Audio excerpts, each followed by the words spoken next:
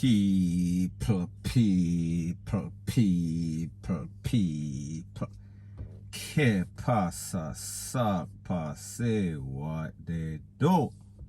Now the first thing that is popping in the news, this one is called A Family of Thieves. And I am speaking about the BEDWARD family.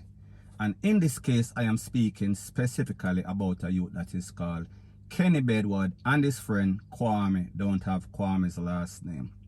However, these two individuals, this is Kenny on your screen right now. They are wanted for armed robberies in Old Harbor, St. Catherine, and also in Clarendon. Now people, based on the information, credible information, it is said that these two young men, they robbed a businessman, and the businessman's name is Michael. I won't give his last name. Based on the information, it is said that the criminals, they went in the house and they tied up the businessman's wife and his kids, sorry. And they waited until Michael came in the building, in the house, and they shocked and awed him, disarmed him, and then took away all sorts of money and his license for your piece. Now, based on the information, it is said that they are driving. They are usually on the scene in two sets of cars. I am speaking about a white Probox and also a white car that is called Success. Now, people, this person, he is from a place called Planters, close to Planters High School. That is where his mother is from. That is where his father is from. His father's name is Desmond Bedward. His mother's name is Miss B. Now people, when you listen to the name Bedward, you've heard about Jeff Bedward. Jeff Bedward was the prime suspect in the takeaway and the murder of the school teacher. This is a school teacher right here. This is Mr. Bedward right here. So therefore, we are speaking about a family of criminal. Like I said, his father's name, Desmond Bedward. His mother's name, Miss B. Now people, Miss B, which is Kenny's mother, she has something in common with Jeff Bedward's mother, is that they encourage their sons in the thievery. They encourage and they divulge in the proceeds of crime. So therefore, they encourage it. Now people, like I said, this man is wanted by the Popo in St. Catherine and in Clarendon. However, they don't know exactly where he lives. So therefore, I am going to give you the information of exactly where he lives. His mother and his father, they live in a place called Planters, across from Planters High School. However, this youth, he lives in a place called Maypen. However, he is always back and forth at the mother and father's house. So therefore, whenever him got thief, him come back, and whenever he is hiding, he goes to Maypen, in which he actually lives. So people, at the end of the day, we see that one suspect, he lives across from the Planters High School, actually his residence, official residence, Maypen. The next suspect, who is Kwame, he lives in Bellis Gates. That is where Mr. Jeff Bedward is from. Now people, like I said, Mr. Jeff Bedward is a person that was the prime suspect in the takeaway and the actual killing of the school teacher. Now people, like I said, this is a family of top-notch thief. Jeff Bedward, thief and murderer. This youth, Kenny, thief and murderer. The grandfather, Mr. Bedward Sr., thief. Based on the information, it is said that he was a furniture maker. However, not only was he making furniture, he was making a fool of himself, because what he would do is take people's deposit. However, there would be no sorts of furniture. So therefore, he left. He lost his life. He died. And he left the family in a whole lot of debt. However, they have no intentions of paying, because people, like me said, they are crooks. Now people, as it pertains to the mother of Jeff Bedward, we are speaking about the person that is responsible for the takeaway of the teacher. We saw that she was also encouraging the BS. She was also living off the proceeds of crime. And she would oftenly hide Mr. Jeff Bedward. And people, same so is the case as it pertains to Kenny. His mother, Miss B, she is the same type of person. She encourages the BS.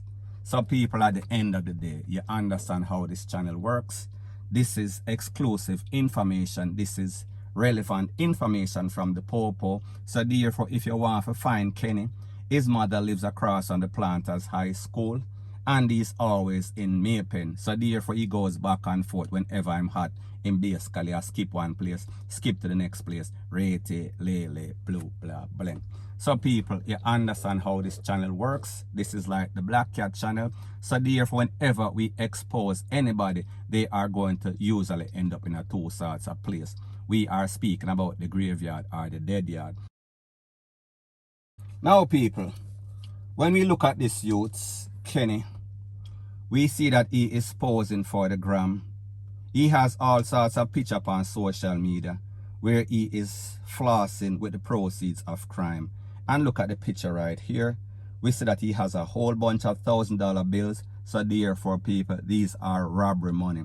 However, these thieves do not understand that whenever you thief, if you can't hide, don't thief. Because whenever you go on social media and you expose yourself, and people, like the saying goes, he that exalteth himself shall be abased. Or the higher that the monkey climbs is the more that he is exposed. And people, we say so in this case, this youth is exposing himself. So people, I say this to say that is why I regard this channel as a Black Cat channel, because whenever I speak about any sorts of suspect, more than likely they are destined for two places. We are talking about the graveyard, or even we are talking about the big yard. So people may just say, I told you about the suspect that was involved in the slashing of the throat of the Canadian tourist in a St. Anne's. I told you that this guy, he was hiding in a place called Rio Bueno. The popo went there and they found him. As it pertains to the popo that was killed, we are speaking about in Portmore, I told you that the suspect was also the family member of the baby mother. And as it pertains to Mr. Jeff Bedward, I also told you guys that, listen, he is hiding the stuff by his mother's and father's house. I am speaking about the teacher's TV. And people, last but not least, I am speaking about the person that was the main suspect as it pertains to the JDF soldier that was killed along with his friend. We are speaking about the mechanic in St. Anne.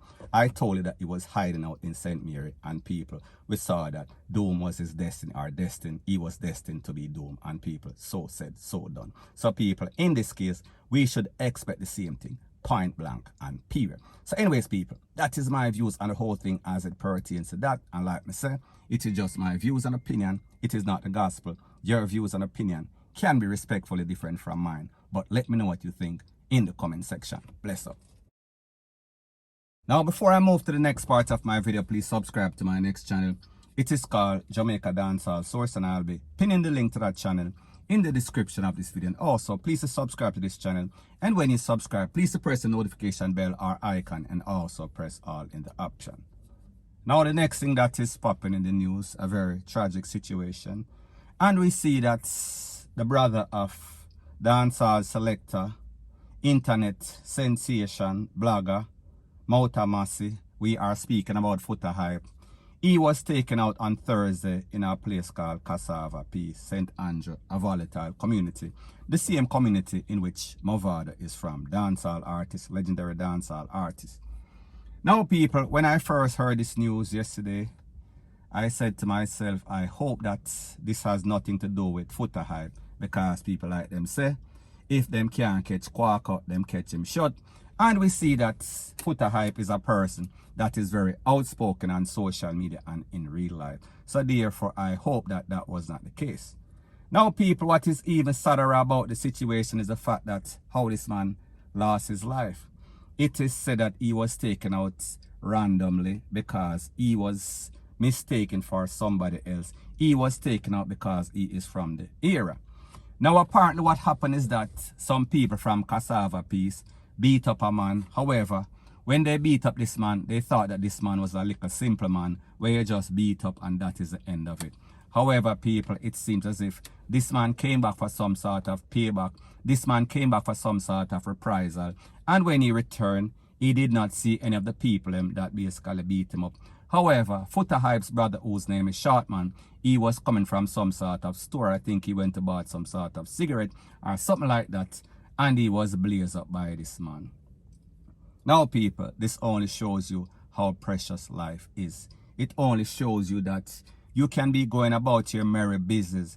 However, because you live in some sort of volatile community, in which persons are troublemaker, in which people feel as if them are bad man. However, they don't understand the repercussion. They don't understand that for every action is an equal and opposite reaction. And if you mess with the wrong person, he is going to come back. He is going to seek revenge. He is going to come for some sort of reprisal. And when he comes back, it is not usually the suspect that did him anything. It is usually the innocent victims and people.